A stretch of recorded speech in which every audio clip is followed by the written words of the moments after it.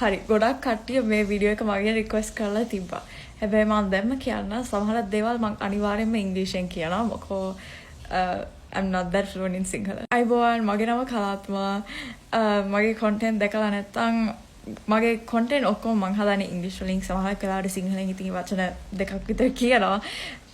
හැබැයි මම ඉංග්‍රීසි කතා කරන විදිය හින්දා අනිත් එක මගේ ස්කින් කලර් එක නිසා ගොඩක් කට්ටිය හිතනවා මම ෆොරිනර් කෙනෙක් කියලා. හැබැයි ඇත්තටම මම ලංකාවේ.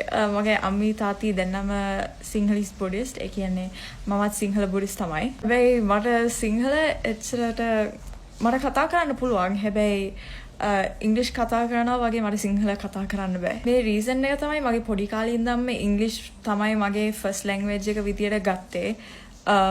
පොඩි කාලේ මං ඉන්ටර්නැෂනල් ප්‍රයිවට් ස්කූල් එකකට ගියේ පොඩි කාලේ ඉඳන්ම. මාව ඒ වගේ ඉස්කෝල වලට යවුවේ ඒ වගේ ඉස්කෝල වල ස්පෙෂල් නීඩ්ස් ප්‍රෝග්‍රෑම් තියෙනවා. මගේ අම්මී තාත්ති හිතුවා මගේ මට ස්ක්‍රීන් එක තියෙන හින්දා මට තව එක්ස්ට්‍රා එජුකේෂනල් සපෝට් එකක් ඕනි වෙයි කියලා. මම දන්නේ දැන් කොහොමද කියලා. හැබැයි මගේ පොඩි කාලේ ඒ වගේ එච්චර සපෝට් එකක් තිබ්බේ නැහැ පබ්ලික් ස්කූල් වලින්. public semi public school වලින්. ඒක නිසා අම්මී තාත්ති මාව private school එකකට යවුවා. මේ ඉස්කෝලේ සිංහලට හැවිලා කියලා දුන්නේ නැහැ. මේ ඉස්කෝලේ සිලබස් එක තනිකර Oxford Edexcel නෙමෙයි ඒ සිලබස් එක. ඒක තනිකරම වෙනස් සිලබස් එකක්. It's not Overseas School of Colombo either. It's like a completely different school. The entire syllabus was centered around the American education system. ඒ කියන්නේ ඒ ඉස්කෝලේ සිංහල තමිල් කියලා දෙන්න පටන් ගත්තේ grade 5 වලින් පස්සේ. හැබැයි මං ඒ ඉස්කෝලේ හිටියේ grade 2 වෙනකන් විතරයි. ඒක නිසා මගේ පොඩි කාලේ සිංහල එච්චර මම සිංහල කතා කරා. තාමත් කතා කරනවා. මගේ ෆැමිලි එකත් එක්ක වගේ සීලා ආච්චිලත් එක්ක ඒ කටියත් එක්ක සිංහල කතා කරනවා. හැබැයි මට සිංහල කියවන්න ලියන්න ඒ වගේ එච්චර හොඳ ෆවුන්ඩේෂන් එකක් තිබ්බේ නැහැ. ඊට පස්සේ මං grade 4 වලදී ලයිසියම් පානදුරට මාරු වුණා.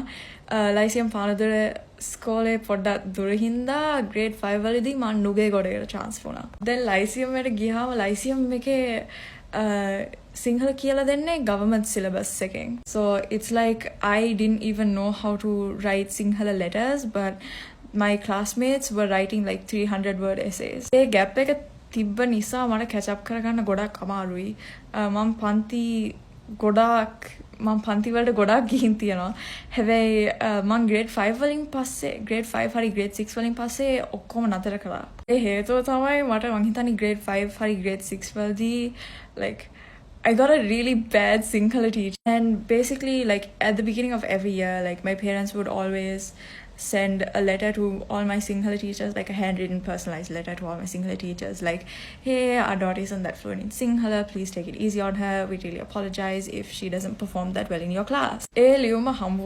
This teacher one day called me in front of the entire class and asked me to read a paragraph from one of our Sinhala textbooks. Then මට කියවන්න බෑ, බොරු කියන්න ඕනේ. මට තාමත් කියවන්න අමාරුයි. මම පොඩ්ඩ දැන් මට like පොඩ්ඩ පුළුවන්, but like පොඩි කාලේ කොහොමද බෑ. So මේ ටීචර් මට ඉස්සරහට කතා කරලා මට කියවන්න කියලා ඊට පස්සේ මට බැරි වුණාම මට බැන්නා. Like in front of everyone in my class, like everyone was laughing at me. A teacher basically මට කිව්වා like අනේ ඔයාලට ලැජ්ජ නැද්ද? ඔයා ලංකාවෙම වෙලා ඔයාට සිංහල කතා කරන්න බෑ කියන්නේ කොච්චර දෙයක්ද? And I agree with her, but also I was like 9 or 10 at the time.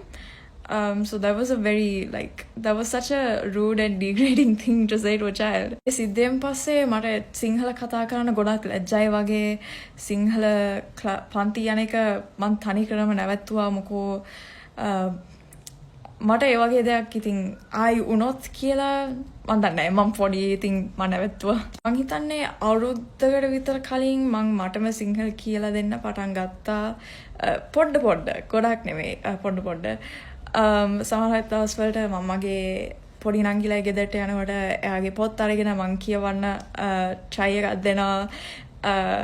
Basically she teaches me Sinhala and I teach her English. අනිත් එක තව දෙයක් කියන්න තියෙනවා. ඒක මේ මගේ අම්මියේ තාත්තියේ decisions වලට එන්න එපා. Because my mom and dad, they've worked very, very hard and they had a lot of difficult decisions to make in their life, especially regarding me, my health, my safety, and so many things like that.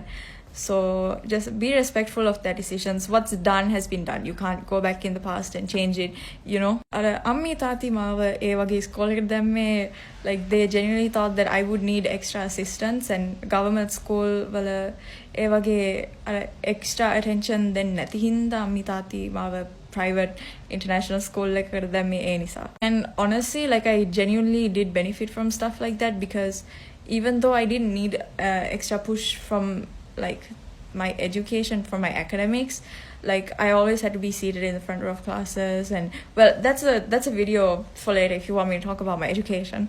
But yeah, just don't judge my parents for their decisions, and please don't leave anything rude about them, because at the end of the day, I'm learning a language. It's like how a lot of people in Sri Lanka are learning English. So be respectful, because I'm learning and I really want to learn. ගොඩක් කට්ටිය වගේ videos වල අහනවා like ඔයා කොහොමද ඔයාගේ English එච්චර improve කරගත්තේ, මං කොහොමද එහෙම ඉම්ප්‍රූව් කරන්නේ. මං ඒකට වෙනම වීඩියෝ එකක් හදන්නම්. හැබැයි